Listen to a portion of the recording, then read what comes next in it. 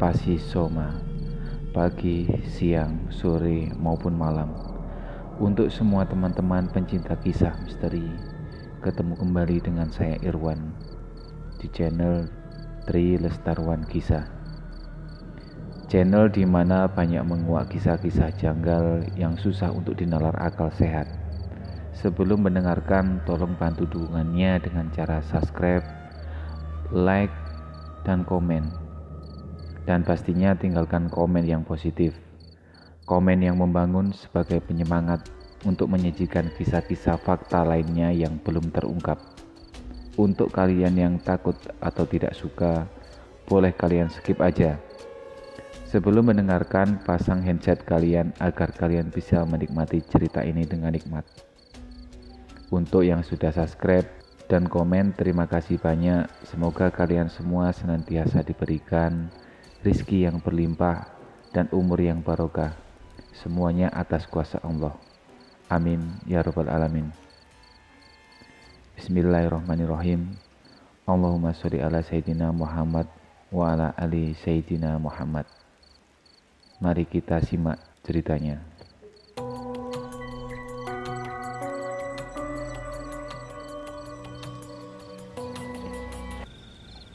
Kali ini saya akan membawakan sebuah cerita dari Bu Umi, di mana Bu Umi ini dulu sempat bercerita di channel ini berjudul Saksi Hidup Teman yang Hampir Meninggal Jadi Korban Pesugihan. Di mana bagi teman-teman yang belum sempat mendengarkan, bisa klik videonya di bagian bawah. Tak perlu berlama-lama, mari kita simak ceritanya sama-sama. Cerita ini terjadi kepada keluarga besar mertua Bu Umi, di mana mertua Bu Umi ini Pak Margono yang mempunyai dua kakak, Pak Bejo dan Pak Tamrin. Kejadian memilukan ini terjadi ketika mereka semua masih muda. Pak Bejo dan Pak Tamrin yang akan menjadi topik di dalam cerita ini, karena kedua kakak dari Pak Margono inilah orang yang akan jadi korban kekejaman santet. Keseharian mereka selain berladang, Pak Margono aktivitasnya memelihara ternak seperti kuda dan sapi. Dan pada akhirnya, pada suatu hari ada seseorang yang menjual tanah dan Pak Margono ini mendengar soal tanah yang mau dijual. Karena pada saat itu bapaknya, Pak Margono, sangat ingin membeli sebidang tanah untuk digunakan bercocok tanam. Tapi belum juga ada orang yang mau menjual tanahnya. Menurut Pak Margono, pas sekali waktunya karena tiba-tiba ada orang yang mau menjual tanah. Saat itu juga Pak Margono langsung bergegas pulang untuk mengabari bapaknya kalau ada tanah yang mau dijual. Sesampai di rumah, Pak Margono mencoba berunding dengan bapak dan kedua kakaknya. Keesok harinya, Pak Margono ini berangkat dengan bapaknya untuk pergi ke rumah orang yang mau menjual tanah itu. Setelah sampai dan melakukan nego dan sebagainya, akhirnya tanah tersebut terbeli oleh keluarga Pak Margono ini dengan berbekal menjual 2 ekor sapi. Tanah tersebut lumayan luas, tepatnya berada di seberang desa. Waktu berjalan biasa-biasa saja, hingga suatu ketika ada seseorang yang mungkin risih atau dengki dengan keluarga Pak Margono. Karena tahu Pak Margono tiba-tiba membeli tanah yang lumayan luas, dan bisa jadi mungkin juga tidak suka dan merasa iri. Waktu berjalan, mungkin sekitar 2 mingguan dari terbelinya tanah tersebut, mulailah muncul permasalahan yang sebenarnya tidak harus terjadi. Waktu itu ketika pagi saat Pak Margono pergi ke ladang, Pak Margono menjumpai pagar kebun yang rusak seperti habis ditebas sama parang. Sontak saat itu Pak Margono jelas kaget. Andai orang mencari makan kambing, tak seperti ini caranya. Sampai merusak pagar kebun, ujar Pak Margono. Pagi itu Pak Margono membetulkan pagar yang telah rusak. Setelah selesai, Pak Margono mulai masuk ke kebun. Tapi begitu masuk kebun, dia dibuat kaget. Banyak tanaman di kebunnya yang rusak, bekas tebasan benda tajam. Saat itu Pak Margono mencoba duduk di bawah pohon kopi dan sempat ketika itu berpikir tentang apa yang terjadi di kebun barunya. Kok ada orang yang bertindak aneh seperti ini? Karena menurut penuturan Bu Umi, dari keluarganya mertuanya tidak ada musuh, tidak pernah menyakiti hati orang lain atau siapapun. 1 bulan menurut Bu Umi, kebun mertuanya itu 4 kali dirusak oleh seseorang. Tapi Pak Margono tak pernah mencari tahu tentang siapa orangnya. Hanya yang bisa Pak Margono lakukan, dia mendoakan semoga orang tersebut diberi kesadaran dan hati yang bersih, supaya kedengkian yang lama ada di hatinya sirna dan hilang. Sebulan berlalu ketika Pak Bejo dan Pak Tamrin duduk di teras rumahnya, ada ibu-ibu menghampirinya. Dan ibu tersebut dipersilakanlah duduk. Waktu itu Pak Bejo dan Pak Tamrin diminta untuk membajak sawahnya di seberang desa. Dan saat itu Pak Bejo menyanggupi. Tiba ketika mereka membajak sawah, pas berada di sawah tiba-tiba pada siang hari Pak Tamrin ini disengat kalajengking tepat di kakinya. Menurut Pak Bejo, Kok ada aja kamu itu, kerja belum kelar, musibah datang. Udahin, kamu duduk dulu di gubuk, biar saya lanjutkan pekerjaannya. siang itu terpaksa Pak Bejo bekerja sendiri. Setelah setengah jam berlalu, ada seseorang yang menghampiri Pak Bejo. Pak, Nggih. Ini Pak, ada nasi goreng. Ini tadi di rumah banyak nasi, terus sama istri digoreng. Jangan kebanyakan Pak. Kok saya melihat bapak-bapak ini sudah siang kayaknya belum sarapan. Makanya saya bawa ke sini. Siapa tahu bapaknya mau. Oh, nggih Mas, terima kasih. Oke Pak, nggih sampun. Saya mau pulang dulu. Monggo. Nggih, makasih Mas nggih. setelah kepulangan orang tersebut, Pak Tamrin mencoba meneriaki Pak Bejo. Kang, makan dulu. Ini dikasih nasi goreng sama orang. Kasih sopo? Gak tahu, kayaknya warga sini aja. Ya, bentar. Setelah Pak Bejo cuci tangan dan kaki, Pak Bejo menghampiri Pak Tamrin untuk makan. Alhamdulillah, siang-siang memang pas waktu itu belum makan, ada rezeki yang datang. Di sela-sela makan, Pak Bejo dan Pak Tamrin ini tak sengaja menelan batang cabai yang berada di nasi tersebut. Dipikir hanya batang cabai aja. Tapi yang bikin aneh, ketika seusai makan, mereka merasa ada sesuatu yang berhenti di tenggorokannya. Yang mereka rasakan saat itu sakit. Padahal yang mereka berdua rasakan ketika makan nasi goreng tidak ada satu hal yang aneh. Rasanya juga enak seperti nasi goreng kebanyakan. Saat itu Pak Bejo dan Pak Tamrin langsung pulang dan tidak melanjutkan pekerjaan hari itu.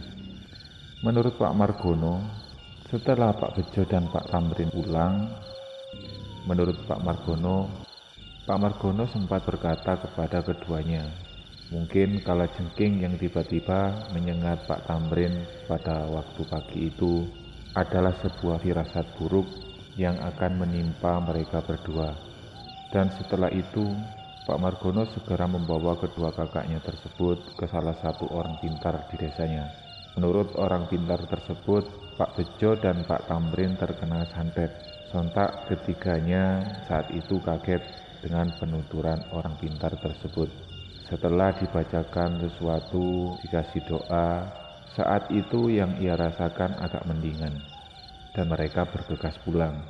Tapi ketika malam tiba, Pak Bejo dan Pak Tamrin merasakan yang sangat sakit, yaitu di areal tenggorokannya, seperti terasa kebakar.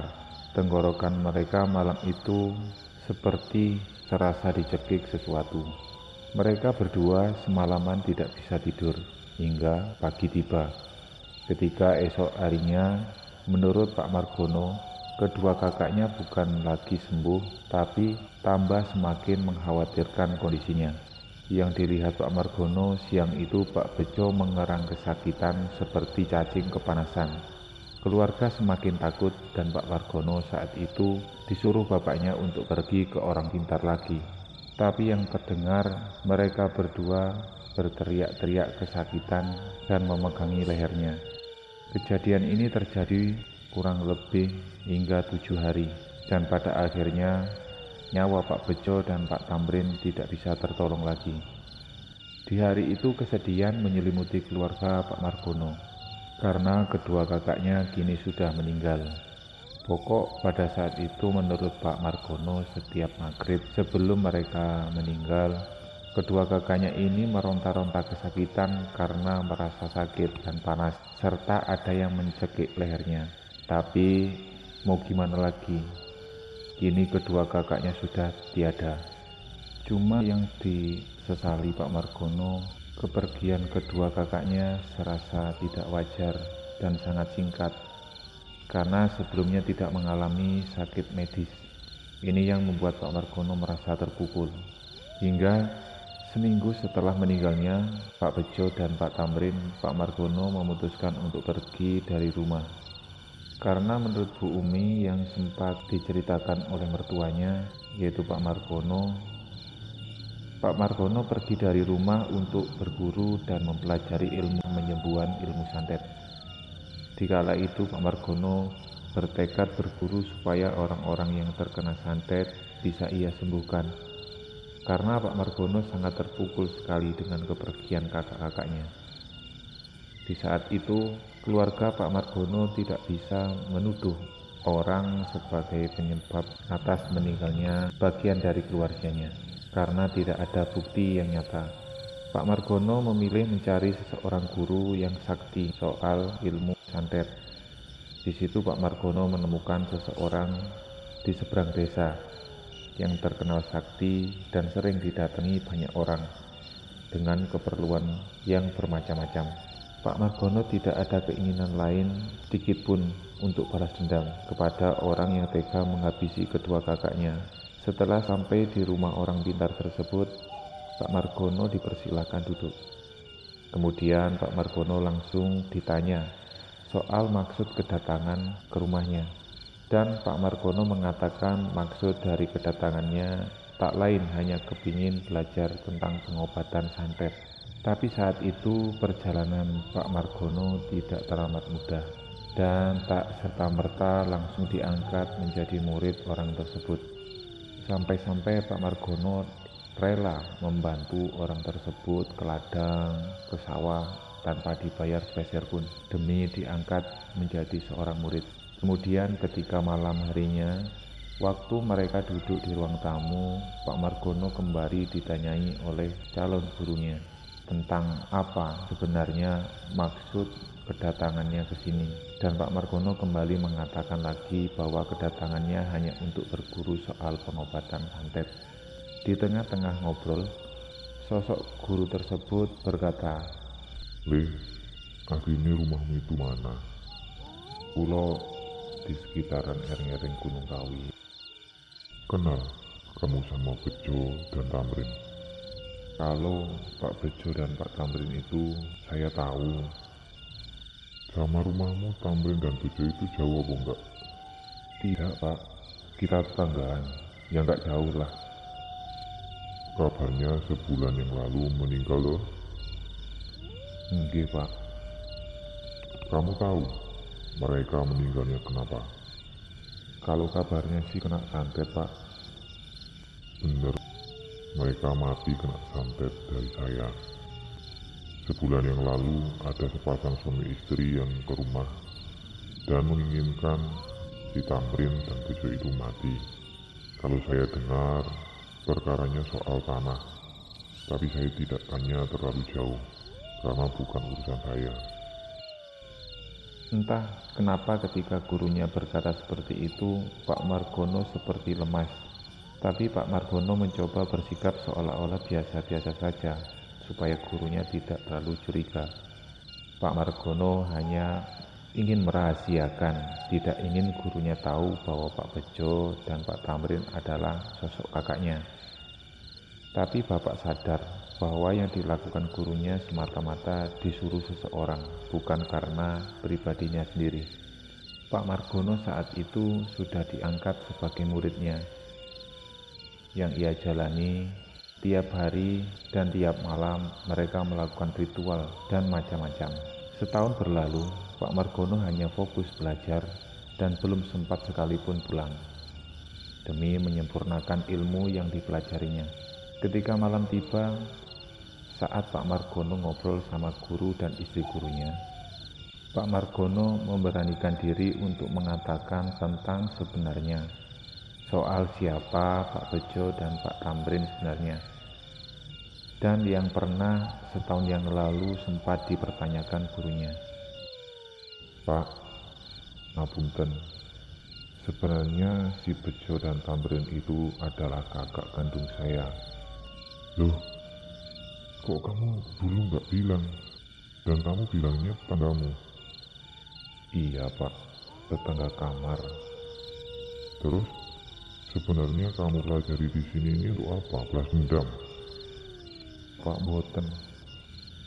Kalau tujuan saya ke sini hanya satu Pak, ingin menyembuhkan orang yang terkena santet. Udah gak ada yang lain. Gini Le, nanti itu orang yang kayak kamu itu banyak musuhnya. Orang yang punya santet, orang yang dengki, itu akan menggunakan dukun santet sebagai perantara untuk melukai kamu atau membunuhmu. Yang penting hati-hati dan selalu minta kepada yang punya hidup supaya dijauhkan dari mara bahaya kalau bisa. Dan yang penting kamu jangan mengikuti jejak saya, karena ini salah.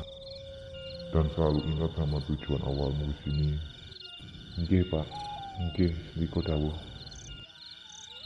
Tak berselang lama ada suara ledakan di atas atap yang sangat keras, dan muncul keris jatuh dari atap. Dan ketika itu jatuh di depan meja di mana mereka tadi ngobrol. Keris itu berputar kencang seperti gangsing. Di malam itu Pak Margono kaget, bercampur-campur karena baru sekali ini dia melihat kejadian yang sangat aneh di depan mata. Gurunya saat itu juga bilang, Yei, gile jenengi santet. sembari gurunya sambil komat kamit, keris itu bukannya berhenti tapi tambah kencang, hingga suatu ketika keris itu terbang kembali dan terus berputar. Di situ Pak Margono juga berusaha merapalkan sesuatu yang pernah dipelajari untuk membantu gurunya. Dan tiba-tiba keris itu mengeluarkan asap. Tak berselang lama, keris itu terbang dan menancap tepat di mulut gurunya. Guru Pak Margono tersungkur sambil mengerang kesakitan. Darah deras keluar dari mulutnya. Pak Margono berusaha mengeluarkan keris tersebut, tapi percobaan gagal. Hingga akhirnya Pak Margono mencoba menuruti gurunya supaya mencabut kerisnya dengan tangannya dan merapalkan suatu kalimat yang pernah ia pelajari. Dan saat itu ketika ditarik, guru Pak Margono semakin parah, hingga yang terdengar seperti suara sapi yang disembelih, hingga darah semakin deras yang keluar dari mulutnya.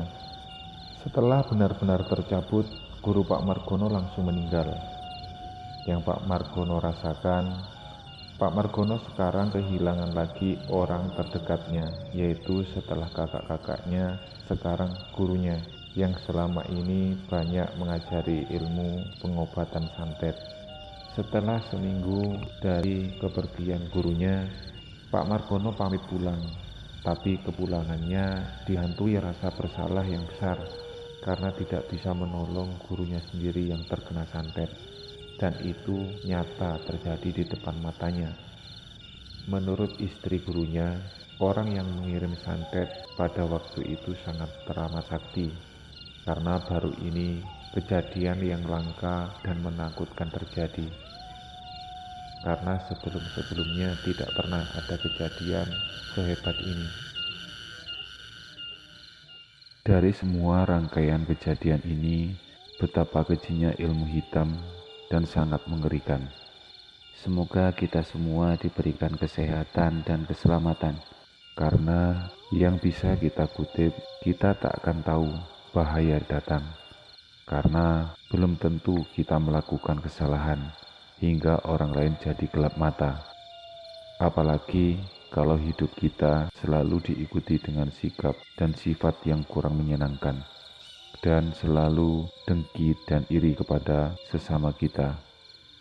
Maka dari itu, semoga kita semua dijauhkan dari sikap dan sifat iri maupun dengki, supaya tidak ada lagi Pak Bejo dan Pak Tamrin yang lain di luar sana. Sekian, ada kurang dan lebihnya dalam pembawaan cerita dari Bu Umi. Saya pribadi Irwan, mohon maaf yang sebesar-besarnya. Sampai ketemu lagi di cerita fakta selanjutnya. Wassalamualaikum warahmatullahi wabarakatuh.